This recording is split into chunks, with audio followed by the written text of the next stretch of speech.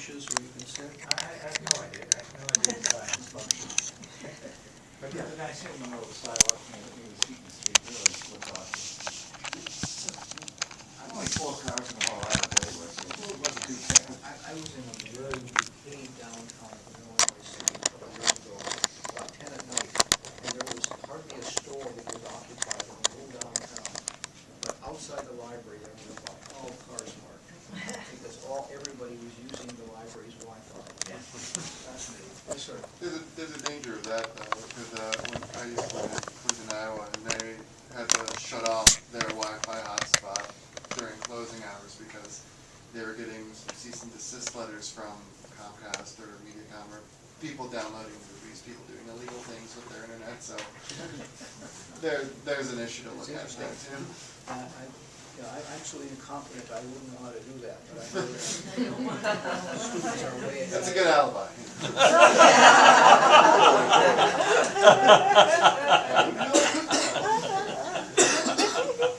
People will try anything.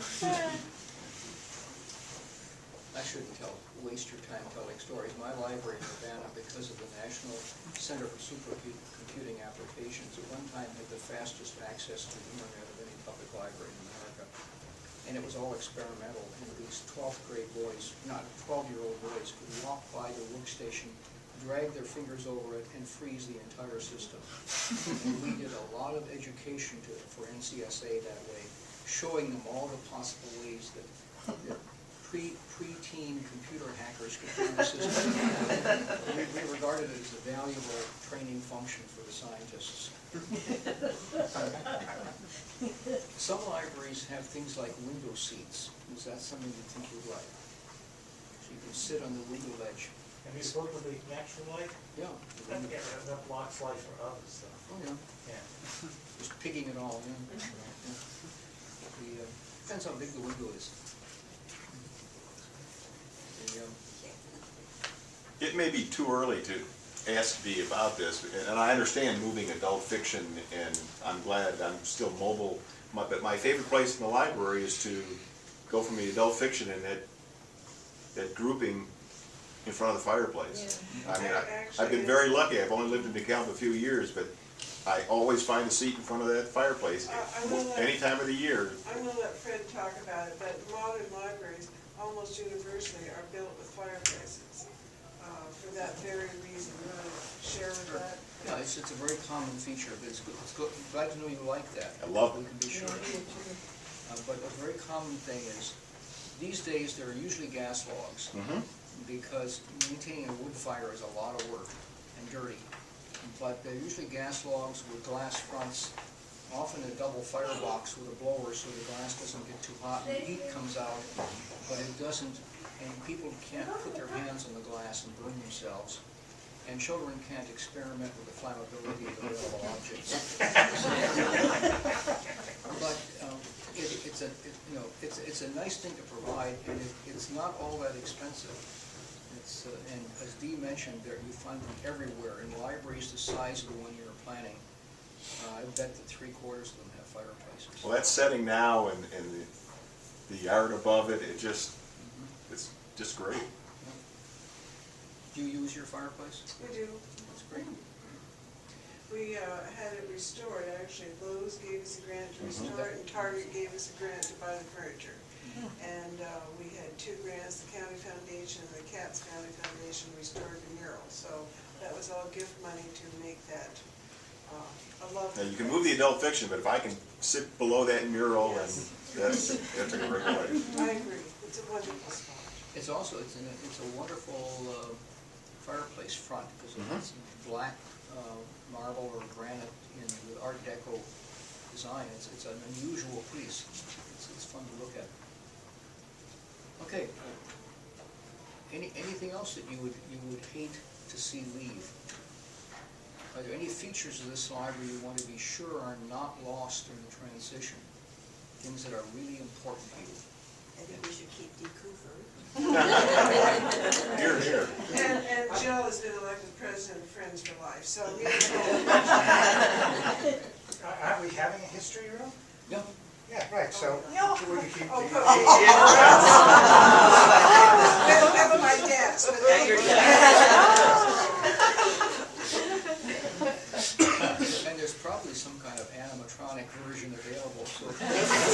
maybe I can come back. 180 years from now, Dean Cooper will greet you at the door of the library.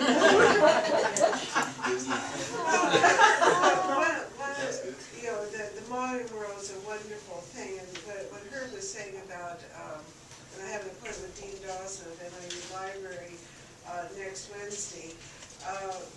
Again, we're moving very fast on this, but we have an opportunity to lay dark fiber now with this wonderful grant that Northern and the county got from dark fiber, which I now know what it means, between the three libraries in the community, District 428. We've met with them, Dean Dawson at NIU, and we meet with him and his techie people on Wednesday, and us, and the county and NIU have agreed to lay the dark fiber for free. And Isn't treat that it like, fabulous? treat it like electrical conduits, if they're offering you this much That's bandwidth, right. say, we can't possibly survive with that little, and Exactly. triple it, and see what you can get. So that's what I meant, that the world is changing so fast, and it's so wonderful that Northern got this grant and have been so receptive to this idea. And sure, they'll do it, you bet. You'll get your request in right away before the money's all spent. And so I think, that there are so many possibilities coming. We just need to be open to all of these wonderful ideas, and then keep our great library for meeting space and for our local history and our government center. I was just wondering, is your library connected with U of I? I mean, if you could give us, if it is some ideas of what we maybe can extend to Northern? Well, I've been retired for almost 5 years, so that it's limited,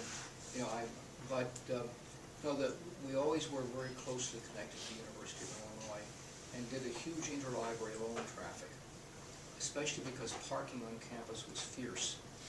And it was so much easier to have the books sent a mile and a half to the Urbana Free Library than to try to go to the University of Illinois Library, where parking was a dismal affair except during academic breaks. So that was probably the main thing, but there was always this understanding of who's going to be strong in what. And one of the great things about having a university library, for instance, if you have a strong engineering school, it may change how much engineering material you want to buy, you want to have in the public library. In reality, academic library collections and public library collections are pretty different. And what we usually ended up with saying, if somebody wanted mystery stories, they said go to the public library. If somebody wanted introduction to fluid mechanics, they'd say, well, U of I is the place. Let's call them and see what they have that would help you. And I think that works pretty well.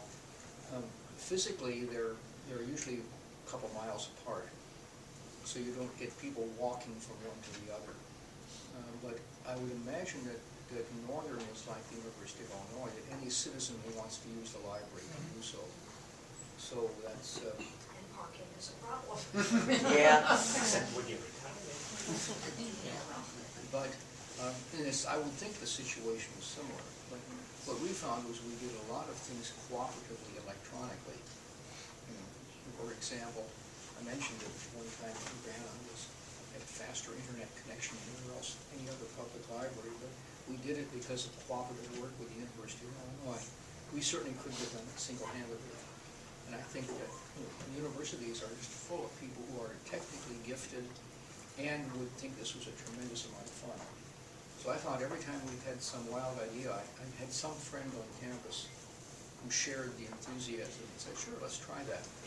And it made it a lot of fun. And I would think a lot of the strength of public libraries, more than structural, is the strength of the connection is this social connection with all the expertise on the university campus. At least it was for us. You could always find someone who knew so much more about it than I did. But I was aghast, as they say. But it also helped personal modesty a great deal. I thought I'd read up pretty well, and he'd say, well, you got chapter 1 kind of right. But I think there's a tremendous amount you can do, and especially I think with electronics. Setting your buildings up so that they're very, very electronic friendly, which is what we've written down, and I hope the architects will follow on, so that if you are going to triple your bandwidth, you say, well, there's no problem. Just pull a different cable or pull a new one. It's not much of a challenge. That's kind of a non-answer, but I think a lot of the most important thing isn't as much architectural as it is social. That knowing people we can work with. Do anybody have any more questions about LEED accreditation? The LEED is Leadership in Energy and Environmental Design. It's a project for the U.S. Green Buildings Council. And they have a tremendous amount of information on how you can walk more lightly on the environment while achieving the same effect. And I'm sure your architects will want to do that as much as they possibly can, whether or not you want to spend the money on a plaque. And the plaque's pretty expensive, because it requires a lot of special engineering studies. But nonetheless, as an example, my library, we were able to get a white membrane roof rather than a black roof. What we didn't find out was how much money we were saving on air conditioning. We knew we were saving a lot, but the extra cost would have been the engineering study to put a number on it. But there's a lot of things you can do that will improve the energy footprint of the building, and as somebody mentioned here, just not fill up landfills full of material that can be handled more carefully and reused. You can grind up old concrete. You're not going to have a lot of demolition here because there's nothing left to demolish. It's pretty much open across it. Things are going to come out, but it's not like you're ripping down tons of buildings. In fact, I hadn't been here for several months, and my wife and I couldn't believe the new parking lot on the south side of Oak Street. The last time we walked down Oak Street, it was in front of a bunch of buildings. Now it's parking, and we knew it had to happen or you couldn't make everything work. But it's still impressive to see it there. How important is parking to you? Is parking within a block or so of the library very important to you? Yeah. Are there any more degrees of freedom? I mean, we have the lots, street parking is there. It's, what's it gonna take down a church? And actually, lots more work to do before the 16th, but we will have we are proposing the same criteria for use of the new Roland Moore parking lot that we have now. In other words, that our people can use it. So, but we can't count, the city won't let us count that as parking. What do you feel about cold storage? One time we talked about if there's an information desk in the lobby, also having it act as a cloakroom. Is that something that would be important to you, or can you keep your own coat with you most of the time and be pretty comfortable? Well, would you have to have a staff person doing that? You usually have to, because you can buy gadgets where you put the coat over a hook, ram something down, take the key away, and you really can't, but they don't work very well, and most adults don't like leaving their coats and wandering off and abandoning them. Kids, the main thing you're trying to do is provide enough hooks so they won't leave the coats on the floor. Because the average child's attitude for a coat is just put it where you're standing and move on. But so for children's departments, usually they're just coat hooks.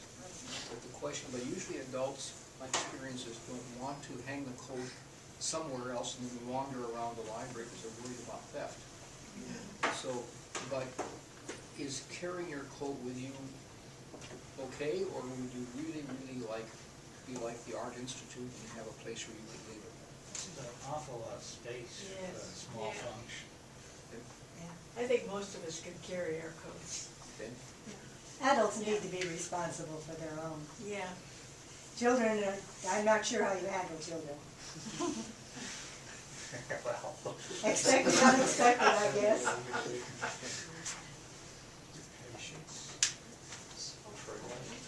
One thing this library has been really outstanding is its ability to deal with young adults in the community. This has been a kind of the middle school and lower years of high school has been a forgotten group. The library now plans to have adequate space for them. You see this as an important function. Oh, yes. You need to make them feel welcome. I think the libraries in the past have noted that they take very good care of them through about 5th, 6th grades, and then kind of there's no place for them, they lose them as readers. And so, and you have a brilliant teen librarian here. I've watched, I knew him when he was a student, so. But at any rate, I've been really impressed with the ability to speak to teenage readers. Okay, so you think that this is a worthwhile undertaking?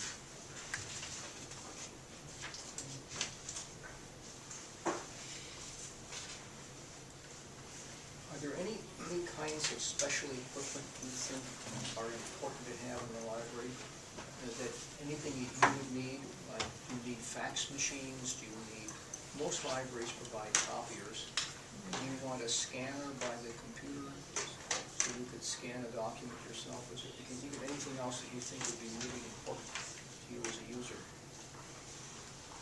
Most of this is just square footage because, if the library is well wired, we're not going to exclude it simply by the design of the building.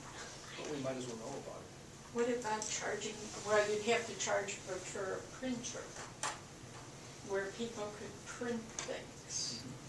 I realize you'd have to charge for that, but. It's like if you find something on the web, it's easy to print. Yes. I think the library has planned that feature. Typically with modern ones, they're pretty nicely designed. You basically, whenever you see something you want, you click on it. I want this, click on print. And when you're all through, nothing is printed, then you go to the printer, and on a screen it lists everything you asked for. And then you can exclude anything where you changed your mind and said, oh, I don't think so.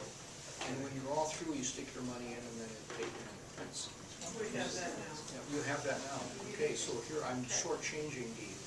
At any rate, it's We're always ahead. And you can do color too, and you just pay more. But you can print from the internet in color now. Oh, that's slick. I'm embarrassed, I forgot that. Anyhow, it's a great system. And nothing more annoying than hitting print and just realizing you brought 85 pages. So it's nice to see it on the screen and say, huh, I don't want that.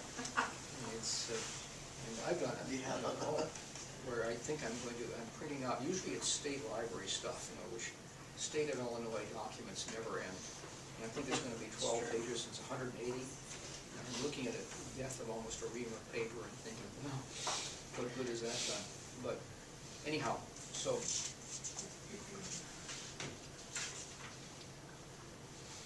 we had talked about not having a payphone in the library. We talked about not having a payphone. Yeah, you can't get paid. Do you find any personal need to have a payphone in the library anymore? What's a payphone? I think you answered the question, yes. Everybody's got a cell phone. They're almost impossible to find, but sometimes, some people can afford cell phones and some can't. In my library, we had a very diverse community, and people without money were in the library all the time using the payphone because they didn't have cell phones. And that will maybe end someday, but I'm just asking. Okay. Well, one thing we've got in the music building, because they have taken payphones off campus, is a phone that connects to emergency services on campus. Yeah, I mean, it's a non-campus phone to dial the police on campus if you needed them. And I just wonder if that might not at least be explored, if there were an emergency. Or even out in front, I know at College Business, we have for people out in front, you push a button and the siren goes off and directly to the campus police. For emergency, yeah. Yeah, a lot of libraries now talk about security, have what they call panic buttons under all the service desks. And, librarians are typically few people in a big space. And if they get really scared, then they push the button. And the attitude of police departments is, don't worry, if everything's okay, we're good with that. That's our job. So it's worked out very well in libraries. I put them in my library, and the button got pushed only once. And the staff were so happy that they never pushed the button. And the only way we found out it worked was a little girl crawled under the children's service desk. And the police came, and we thought, well, we've tested the system. It's about 1 minute to the cutoff time. Does anybody else have anything else you want to say about what you would like to see or not like to see in the expanded library? Any viewing rooms for movies, or, I mean, has that been discussed at all? Great idea. Andrew, didn't you bring, oh, I think you brought up something once about listening to music too. Viewing It's rooms definitely or secondary to all the other things you talked about. and listening to music. I don't know if any of you remember when this particular room was like an adult lounge. I remember. There were sofas that people would lie down and sleep, and there was listening equipment, and it got stolen twice. Well, there are problems. That's like 30 or so years ago. That's why we have a history with it, right? There are problems with listening and viewing. People don't like sharing earphones. I know some libraries that buy dirt cheap earphones, and people want them as they use computers. They just say, okay, it's $1 for the set, and it's yours, and or it's 50 cents, and the library takes a dime loss or whatever. But the idea is that people often don't want to use earphones somebody else has been using, and so. But I've seen viewing and listening rooms more commonly like in junior colleges, where they will have courses. I was in one the other day, and they had nursing courses, and we were setting up the viewing rooms so that passers-by couldn't see the operation being performed, because people don't want to suddenly look in and see, lancets and skin. It creeps them out. So but let's add that to the mix and see what can be done. I think the rooms can be set up in such a way that this could be retrofitted at no architectural change. I think the main concept with little study rooms is that they're soundproof, so that whether you want quiet or we want to be noisy, you can go there and the rest of the world doesn't share. So that's been the big thing. And when you add, as long as they're wired, I think you can probably count on adding viewing and listening as a matter of adding machinery rather than changing the space architecturally. Yeah. Yes. One quick thing, as far as the public meeting space, if there can be some sort of phone access, so if someone is having, let's say, some sort of meeting and one of their board members is in a hospital, but, recovering, that you could have that board member participate in a meeting by speakerphone. Or Skype. Yeah. Skype, yeah. Well, Good idea. we've got that in part, but I think it could be improved on. And again, I think it's mostly a matter of good data conduit. But we've already got phones in all the meeting rooms with access codes for outgoing calls. But that means somebody could call the library and say, I've got to talk with someone in that meeting, can you connect me? And for speakerphones, that's a good thing to add to the list, because sometimes we use digital phones, but the speakerphones may be analog, in which case you need an analog phone jack. But that's a great thing to add at very little extra cost. But some of those big flying saucer type speakerphones call for different wiring. I think it'll be easy to do, especially for things like conference rooms where you have a conference-sized meeting in progress and one person wants to attend remotely. That's an ingenious idea. Wish I'd thought of it. You could steal it for the next group. The great thing about doing this kind of thing is that this building a library is more like making a movie than like being an auteur. It's a monster team, and the more people that participate, the more citizens that speak up, the better it is for everybody. I hope very much that when the architects start producing designs, that you'll take time to look at them and see, because that's frankly the most fun. What we're doing here in the program is endless listing of spaces, but there's nothing very exciting about page after page of description of spaces. Once the pictures begin, that's a lot more fun, and it's fun to watch, and I hope you will. Well, thank you very much. Yeah. Thank you. And if you have other things you want to pass on for the program, get in touch with Dee. She and I talk on the phone about twice a week. So We're tight. in the social sense of the term. Totally social. Okay, so we don't have a bar. No, we don't have a bar. The best of my knowledge, the board is not anticipating needing the Graham Shop insurance. Okay. But Fred's very good about answering any and all questions and anything. So we'll be anticipating a very busy, happy, exciting 5 months from now, April 16th. So, thank you. Thank you. I appreciate you taking time to come and do this. That's really great. Okay. And then everything